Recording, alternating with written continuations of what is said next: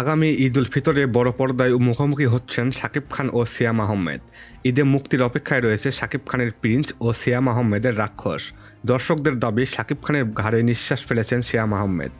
সিয়াম বলেন, সত্যি যদি লোকে এমনটাই বলে তাহলে আমার দায়িত্ব আরও বাড়ল। ঘষে মেজে নিজেকে তৈরি করতে হবে, আরও ত্রুটিমুক্ত হতে হবে। তবে তিনি জানান, আসলে সেরকম কিছুই না। সিয়াম বলেন, ২৬ বছর ধরে বাংলাদেশের বিনোদন দুনিয়াকে কাঁধে নিয়ে বয়ে চলেছেন শাকিব খান। তার সমতুল্য হওয়া সহজ নয়, আর সেই চেষ্টাও করি না, বরং নিজের কাজটা করে যাই। ঈদের সিনেমার মুক্তির বিষয়ে সিয়াম বলেন, ঈদ আমাদের বড় উৎসব। শাকিব ভাইয়ের সঙ্গে আমিও জায়গা পাই, এটা ভেবেই আনন্দ লাগে। সিয়াম বলেন, শাকিব ভাইয়ের সঙ্গে কোনো প্রতিদ্বন্দ্বিতা নেই, নিজের সঙ্গে নিজের প্রতিদ্বন্দ্বিতা কাজ করে। দর্শক নতুন সিনেমা কতটা ভালোবাসলো, তাদের নতুন কি দিতে পারলাম, আগের সিনেমা থেকে নিজেকে কতটা নিয়ে যেতে পারলাম, এটাই। দর্শকের মতে বিনোদন ধর্মীয় সিনেমায় সিয়াম আহমেদকে ভালো মানায়, তাই কোনোভাবেই দর্শককে নিরাশ করতে চান না এই নায়ক।